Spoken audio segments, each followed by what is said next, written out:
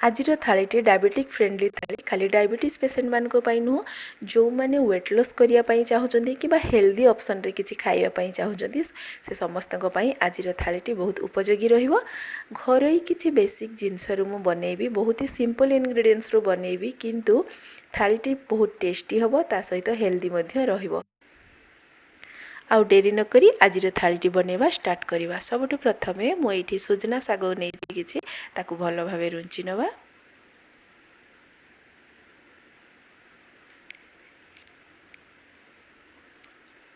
तापरे ताकू परिष्कार करिके पानी रे धोई नवा गोटा साग गुडा को।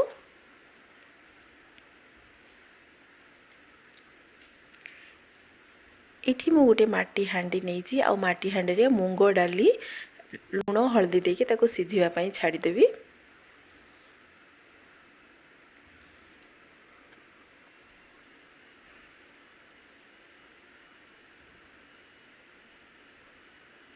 तापरे मु एठी गोटे लाउ नैछि लाउटा को काटी तार भलो भाबे चोपा छडे नवा।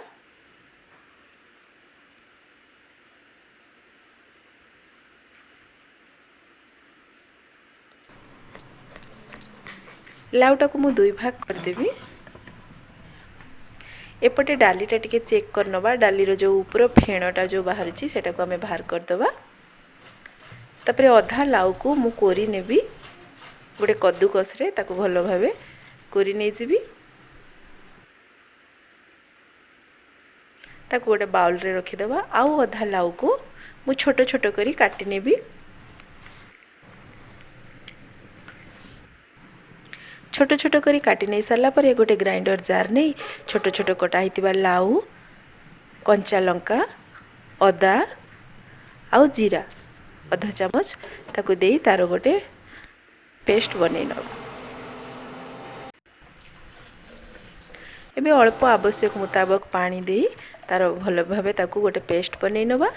ताकू गोटे कड़ाई रे से पेस्ट गुडा को मु नै गली। बे गैस रो फ्लेम हमें हाई रखिबा। आ एठी मु नैची रागी अटा जोटा कि हमरो डायबिटिक पेशेंट मान को पई खाइबा बहुत भलो हम समस्त को पई तो भलो। ता सहित नेली लूण आ जुआणी से सब को भलो भाबे गोळेई गैस रो फ्लेम को मीडियम रखी रागी अटा पकेई हांटीबा। पाखापाखी 2 रु 3 मिनिट घांटिला परे रागीर अटा गोटे रुटी बनैबा भलिया डो आमर हे जिवो। मु एठी 1.5 कप अटा यूज करिछि। 2-3 मिनिट घांटी सारला परे डोटा आमर किछि एमती हे गलानी। एटा आमर पूरा परफेक्ट डो बनि गलानी। एबे ताकू हमें ठंडा हवा पई छाड दवा। एपटे डालीटा भी आमर पाखापाखी 80% सिझी गलानी। एबे जो धोई के रखिथिले सजना साग गुडा ता देहरे दे दवा। आउ पाखापाखी 3 रु 4 मिनिट एटा हमें सिझिबा पई छाडी दवा। एबे गोटे फ्राइंग पैन रे मु जीरा गोलमरीच आउ किछि भृसुंग पत्र नैछि ताकू लो फ्लेम रे किछि समय पई भाजिबा।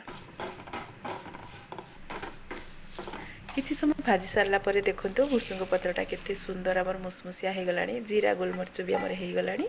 एबे ताकू गोटे पाउडर बनै दवा।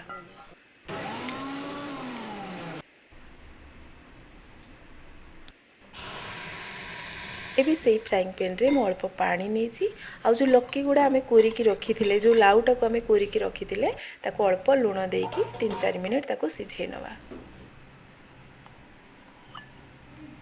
एबे गोटे बाउल रे मु किछि दही नै जिबी पाखापाखी 4 रु 5 चमच दही।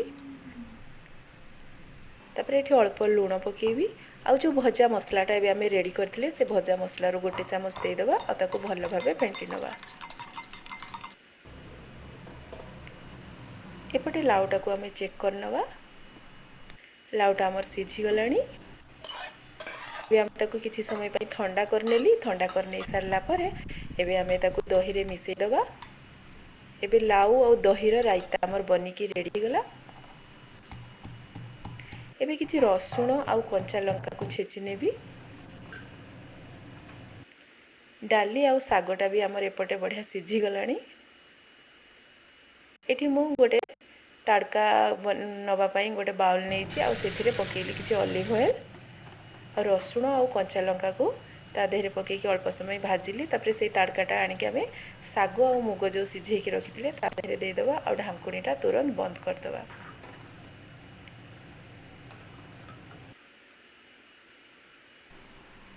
ଏବେ ଯେଉଁ ଲାଉର ଚୋପା ଗୁଡ଼ା ଆମେ ଛଡ଼େଇକି ରଖିଥିଲେ ତାକୁ ବି ଫୋପାଡ଼ିବାନି, କାହିଁକିନା ଲାଉଟା ବହୁତ କଅଁଳିଆ ଲାଉଟା ଆଉ ଏଇଟା ବାଡ଼ିଆ ଲାଉଟା, ତ ସେଥିପାଇଁ ତାର ଚୋପାଟା ବି ବହୁତ ସଫ୍ଟ ଅଛି। ତ ତାର ବି ଆମେ ଗୋଟେ ଡିସ୍ ବନେଇବା। ସେଥିରେ ମୁଁ କିଛି ନଡ଼ିଆ ନେଇଗଲି, ଲାଉ ଚୋପା, ଅଧା ଚାମଚ ଜିରା, ଲୁଣ, ଅଳ୍ପ ଆବଶ୍ୟକ ମୁତାବକ ପାଣି ଦେଇ ତାର ଗୋଟେ ପେଷ୍ଟ ବନେଇବା, ଯେଉଁଟାକି ଟିକେ ଦରଦରା ଥିବ ପେଷ୍ଟଟା, ପୁରା ସ୍ମୁଥ୍ ବ୍ୟାଟର ବନେଇବାନି, ଟିକେ ଦରଦରା ପେଶିକି ତାକୁ ବାହାର କରିଦେବା। ଏବେ ସେଥିରେ ମୁଁ ଗୋଟେ ଚାମଚ ରାଗି ଅଟା ଆଉ 2 ଚାମଚ ବେସନ ପକେଇବି। କଟା ହେଇଥିବା ଛୋଟ ଛୋଟ କଞ୍ଚା ଲଙ୍କା, ପିଆଜ ତାକୁ ପକେଇଦେବି। ଆବଶ୍ୟକ ମୁତାବକ ଅଳ୍ପ ଲୁଣ ଦେଇ ତାକୁ ସବୁ ଭଲ ଭାବେ ଗୋଳେଇ ନେବା। ଆଉ ଅଳ୍ପ ଟିକେ ମୁଁ ଏଠି ହଳଦୀ ଗୁଣ୍ଡ ବି ୟୁଜ୍ କରିଛି, କାହିଁକିନା ତାର କଲର୍ଟା ବହୁତ ସୁନ୍ଦର ଆସିବ। ଫ୍ରାଇଂ ପ୍ୟାନ୍ରେ ଅଲିଭ୍ ଅଏଲ୍ ନେବା। ଅଳ୍ପ ଅଲିଭ୍ ଅଏଲ୍ ନେଇଛି, ତାକୁ ଚାରିପଟେ ସ୍ପ୍ରେଡ଼୍ କରିଦେବା ତେଲଟାକୁ। ଏବେ ଯେଉଁ ଆମେ ଲାଉଟାକୁ ବନେଇକି ରଖିଥିଲେ ଲାଉ ଚୋପା, ତାକୁ ଭଲ ଭାବେ ବଡ଼ା ଟାଇପ୍ର ଏଠି ବନେଇ ନେବା।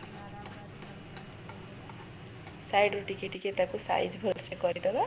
ଗୋଟେ ସାଇଡ଼୍ ହେଇଗଲା ପରେ ଆଉ ଗୋଟେ ସାଇଡ଼୍ ତାକୁ ନଉଟେଇ ଦେବା। ଦେଖୁଛନ୍ତି ନା ଲାଉ ଚୋପାରୁ କେତେ ସୁନ୍ଦର ଏଇଠି ବଡ଼ାଟା ଆମର ବନିଗଲାଣି। ଦେଖିବାକୁ ଯେତିକି ସୁନ୍ଦର ଦେଖାଉଛି, ଖାଇବାକୁ ମଧ୍ୟ ସେତିକି ଟେଷ୍ଟି।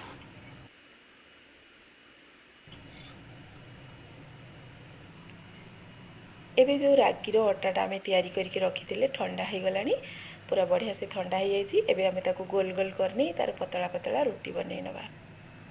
ବହୁତ ପତଳା ବନେଇବାନି କିମ୍ବା ବହୁତ ମୋଟା ନୁହେଁ, ମିଡ଼ିୟମ୍ ସାଇଜ୍ର ଥିକନେସ୍ଟା ରହିବ। ତାର ରୁଟି ଆମେ ଏଠି ବନେଇ ନେବା।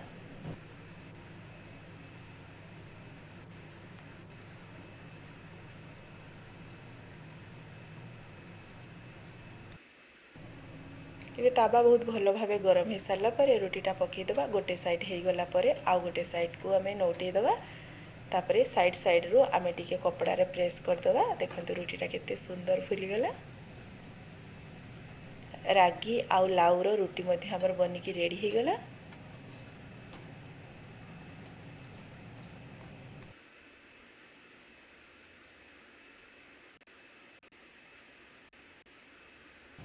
ଏବେ ସବୁ ରୁଟି ଗୁଡ଼ାକୁ ମୁଁ ଏଭଳିଆ ବନେଇ ନେବି।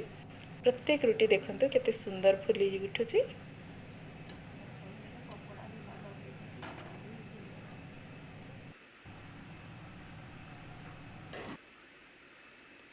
ଏବେ ଆମେ ଥାଳି ସଜେଇବା। ଥାଳିରେ ମୁଁ ନେଇଛି ରାଗି ରୁଟି, ସାଲାଡ଼, ଲାଉ ଚୋପାର ବରା, ମୁଗ ଆଉ ସଜନା ଶାଗର ତରକାରୀ, ତା ସହିତ ଲାଉ ଆଉ ଦହିର ରାଇତା। ବାସ୍ ଆଜିର ଥାଳି ଆମର କମ୍ପ୍ଲିଟ୍। ଆଜିର ଥାଳି ଯଦି ଆପଣମାନଙ୍କୁ ଭଲ ଲାଗିଛି ତ ଲାଇକ୍ ଆଉ କମେଣ୍ଟ ନିଶ୍ଚୟ କରିବେ। ଚ୍ୟାନେଲରେ ନୂଆ ଥିଲେ ଚ୍ୟାନେଲକୁ ସବସ୍କ୍ରାଇବ୍ କରିବେ। ରହୁଛି, ନମସ୍କାର।